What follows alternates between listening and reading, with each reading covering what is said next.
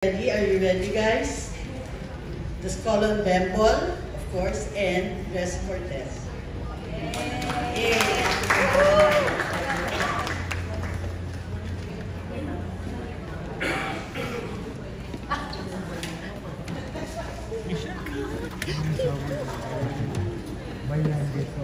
Gandang gabi sa inyo. Si Ricky, mga kaibigan. Masarap isang kaibigan mo si Ricky.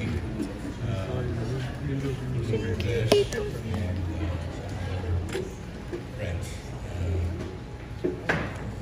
Nakakalungkot na naman. Wala na si Ricky.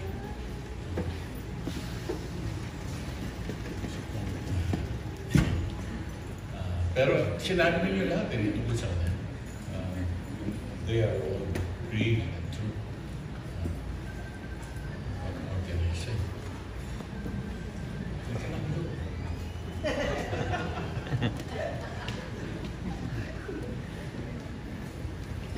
Wala na yung kulot. Pero naandun pa rin siya yung walang buhok.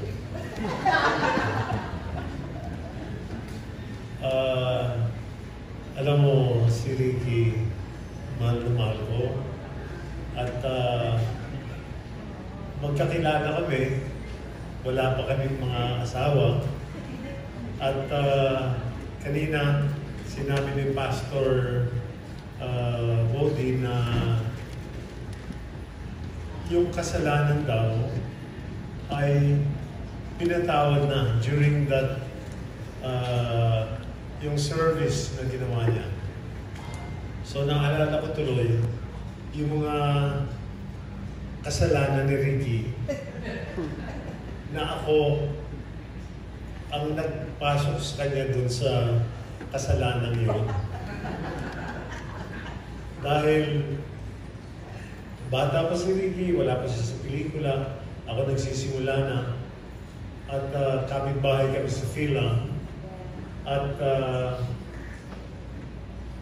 siyempre kabataan, pag meron akong chicks, palagi sinasabi ni Ricky, pwede bang manood? So, siyempre, ang feeling ko naman parang macho-macho dati, parang, sige, tuturo kita. At, yun, naglalaro kami ng basketball sa Philham, tennis, at sinasama ko siya kung saan-saan. At minsan, sinama ko siya sa Rojas Boulevard. Dun sa... So, good baby pa yun doon. Dewey Ball. Hindi, Rojas na. Nung panahon ni Pipo, Dewey Boulevard. Pero nung panahon namin ni Ricky...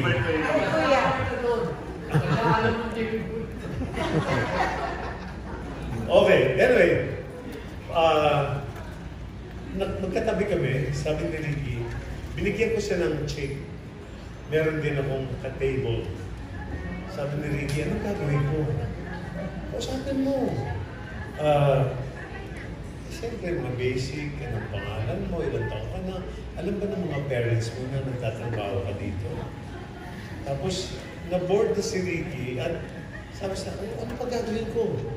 Anyway, basta, na-introduce ko siya dun sa mundo na yun. Kaya, yung naughtiness ni Ricky, galing sa akin at sa mga kaibigan niya na katulad ni Bembol Rueda, ni Tirso Cruz. Pero ang tinuro naman ni Tirso sa kanya na kailangan, bago ka gumawa ng mga kalokohan, magdasal ka muna. Ayan. Anyway, ang daming namin pinagsamahan. Nagsama rin kami sa abroad. At si Ricky mahilig sa signature. Magaling siyang mamili, magaling siyang maghanap kung saan ang mura. So one time, nandun kami sa Milan at yung mga Gucci, mga Bergamo, mga kung ano. At dun sa display center nila, merong Pilipino. So, tinanong niya, saan ba yung inyong factory? So, tinuro sa kanya, pinuntahan niya, at nakabili siya ng mga Armani na mura lang. Kaya pagbalik niya dun sa hotel, lahat kami nagko-compare. Eh siya nagmamalaki na kung nabili namin, ang pagkakabili niya, 50% discount. So lahat kami Ricky naman, ba't hindi mo sinabi sa amin? Eh, yung mga sapatos, siya, nakakakuha siya ng malaking discount. Okay, anyway, si Ricky Brown. Kaya tawag namin Ricky Brown dahil nung tayo sa basketball kasi, uso si Ricky Brown. Ricardo Brown.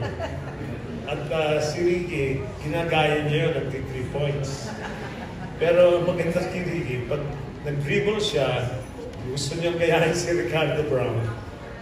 1 step back, sabay shoot, 3 points yun, pasok. Pero pag tingin niya, nasa labas na siya ng linya. Ayun. Anyway, parituloy ko lang yung sumilan. The same morning, gising kami, breakfast, blah, blah, blah. At lahat kami galing pa sa pantulog. One time, nung that morning, bumabas si Cesar Montano, naka-suit.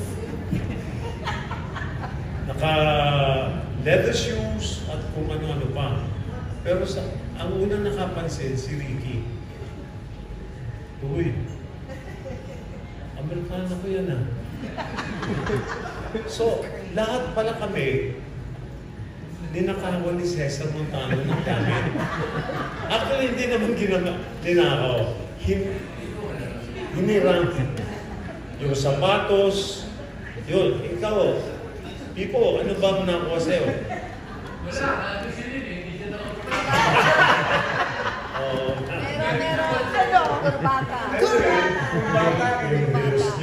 Yung sapatos niya, sinturon, ay sa amin, nag-iisa kami. Ay, nilukot ko na bago ako ulang gumamit. Dito umaga, nag-jogging muna, di ba? Hindi pa naliligo, nag-jogging yun, basta sa pawi. Tapos kinuna lahat sila ng gamit, di sinuhot. Anyway, so, isa lang yun sa mga happy days ng grupo. At siyempre siya yung baby namin bago siya sa All-Star Basketball Team. At maraming beses na nasa disco, nasa may mga chicks. Si Ricky, alam naman yun, mabait at magalang. Pero, hindi. Talagang basic, ano na yun, talagang matino or mabait compared sa atin. Anyway, basta masyado siya mabait, so may mga chicks, parang ginagalang niya, ganyan-ganyan. Ang hindi niya alam, pag naghihiwalayan na, ang natitira, si Ricky na lang, wala na yung chicks kasi bit-bit na ng mga iba. Hindi niya alam na itong mga chicks na ito, ang hinahanap, ay yung mga maginoo na medyo bastos. Eh si Ricky masyadong magalang, mabait. So, ganun ka-innocent si Ricky at masaya siyang kasama. So,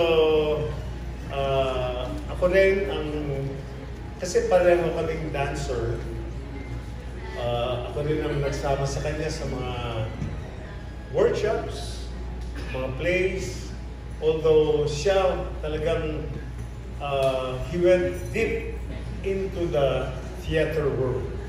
Ako, tumigil na ako sa mga paggawa ng plays kasi walang kita. Alam mo naman ako, that time parang, tawag mo? Kailangan may bayad. Anyway, si Ricky, kahit walang bayad, kahit lugi siya, gagawin pa rin niya yung play. At hanggang Nagpelikula na kami. Tapos Actors Workshop Foundation, kasama namin siya. At seryoso siyang artista. At talagang kahit nga sa barkada, he'll never ask us. At merong natural high si Ricky. Basta enjoy siyang kasama. Hindi siya problema. Hindi siya mabigat dalhin. At talagang makikita mo na isa siyang mabuting tao. Kaya hindi ko na usapan yung magaling siyang artista, magaling siyang kumanta, at alam niyo, kini-question niyo si Ricky na hindi magaling kumanta, pero actually, Ricky is a good singer. At meron siyang technique. Pinag-aralan niya. Kaya kami ni-Bembol, dahil hindi kami kumakanta, parang bilib-bilib kami dito kay Ricky. Lakas ng loob. At yun nga, the last time, nakita ko siya sa video call, nasa hospital siya, ang sabi ko na lang, wow, Ricky, ano ngayon? Poporno ka ba? Ngayon, hindi ka na namin pipigilan humawak ng mic. Dahil hindi na siya makapagsalita that time. Nakakaiyak, nakakalungkot, pero sabi nga sa akin, huwag mo nang tatawanin kasi masakit yung kanyang lalamunan. Pero, ganun pa rin. Basta ganun lang siya ng ganun.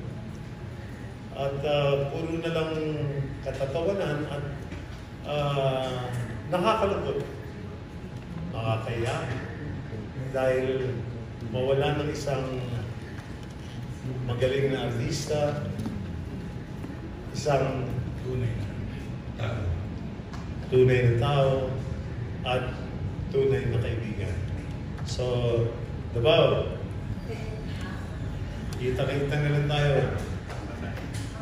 Kita-kita tayo sa mata. So, yun lang. I love you, Ricky. And alam ko, mahal niyo si Ricky. At mahal ko ang kanyang pamilya. Alam ni Leon. At malaking kawalan si Ricky sa industriya. Number one supporter siya ng Mobile Fund. Lagi na kaming sinasamahan sa mga events. And that's go beyond talents, di ba? Yung kanyang pagiging artista, singer, dancer, kundi bilang isang tao. Magkasama kami sa isang TV show, regular siya ng Opat-Opat, at kami nag-direct dati si Mike De Mesa, at ako, then pag hindi kami available, si Ricky ang nag-redirect, at nagkakaintindihan na kami. Alam na niya kung ano gusto namin sa mga eksena, at hindi kami ma-question ng network. We have a good working relationship as a director, as an actor, and mas lalo na bilang isang kaibigan. I love you, Ricky. Thank you.